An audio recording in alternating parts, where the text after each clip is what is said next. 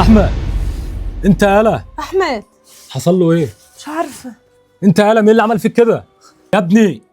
احمد اصحى يالا، هو حصل له ايه؟ مش عارفه. انت يا ابني ده مات. يا نهار اسود، اخويا مات. طيب يا جدعان في ايه؟ يا جدعان في ايه؟ ايه؟ ما اعرفش. عمي ماله؟ جينا من بره لقيناه ميت. ده مات وشكله حد مموته. مش مصدق. طب ايه اللي حصل له ده؟ انا مش فاهم حاجه، انا مش مستوعب اللي حصل. ايه العمل؟ انا مش مصدق نفسي. اخويا خلاص، انا زعلته قبل ما يموت. لا العمل، أنا عندي حل. في مادة في العلوم باخدها في الكلية تسيح البني آدم، عشان الحكومة لو عرفت أو عشان تخبر إن في جثة معانا هتحبس كلنا يا ماما يا بابا. الحل الوحيد إن نسيحه، والمادة معايا دي خدناها في العلوم، بتسيح أي عظم. يجوا معايا بقى كده عشان ناخده على الحمام. يلا. ايوه فعلا، ما قدامناش حل غير كده. انت رايك ايه؟ والله انا شايفه انه ابننا بيفهم عننا في الحاجات دي، وبعدين انت ناسي اللي عمله معانا وناسي موضوع الورث، فما فيش حل غير كده. صح، ايدك معايا يا ابويا. يلا سامحني بقى يا اخويا.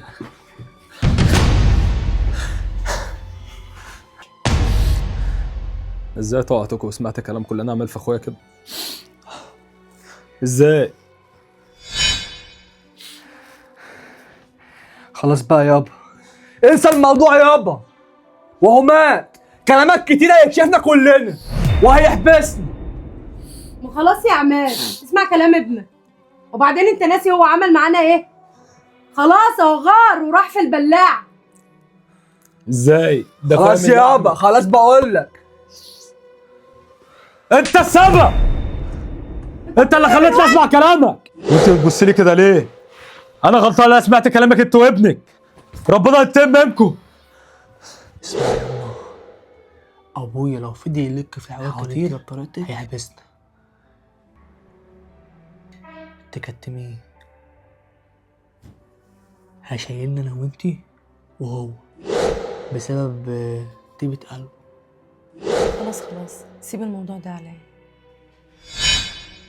هسيبها لك. سلام.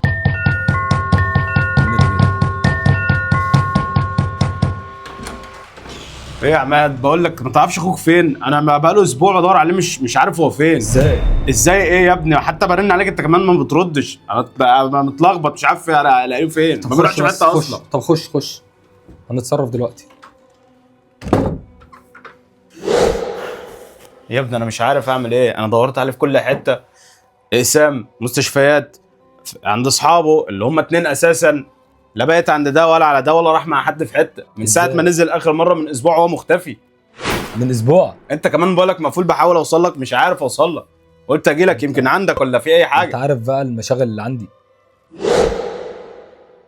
هو انت لسه هتفكر يا عماد؟ قوم يا ابني شوف هنعمل ايه، ننزل ندور في اي حته. طب ماشي تمام، انا هغير بسرعه واجيلك. مستني. انت واقفه كده ليه؟ خش. انا عطشان قوي. انا عايزك تكتمي على الحوار. اخويا بره. انا مكتمه بس انا خايفه قوي. ربنا يستر. انا خايفه قوي يعرف والله ان احنا اللي دفناه. بس احنا غصب عننا، احنا دخلنا لقينا مات هنا، هنعمل ايه؟ ما كان لازم ان احنا نسيحه. انا عارفه انه كان لازم نخلص منه، بس ايه اللي هيقنع؟ انا مش عارف، مش مستوعب اللي انا عملت في اخويا كده، بس انا مش عايز ده يحس بحاجه عشان ده متعلق بيه اكتر مني. خلي بالك هو هيحس، هنروح كلنا في داهيه. يا رب هتبقى بسلامه يا رب.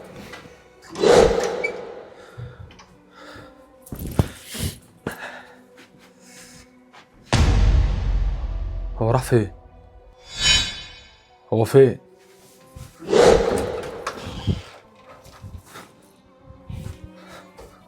هو راح فين الهبل ده؟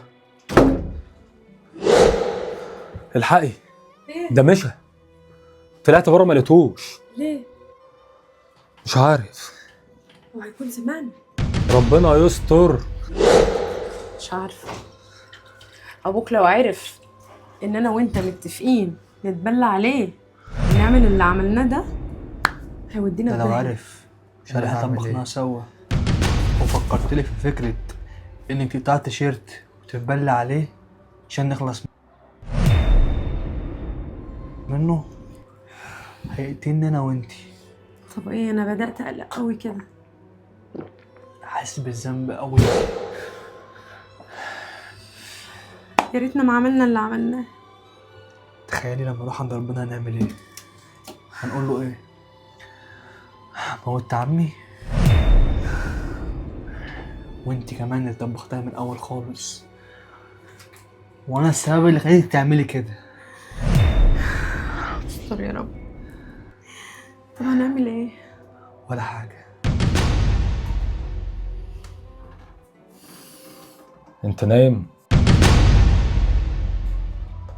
وحياة امك لا اخلص منك. انت سبب المصايب دي كلها.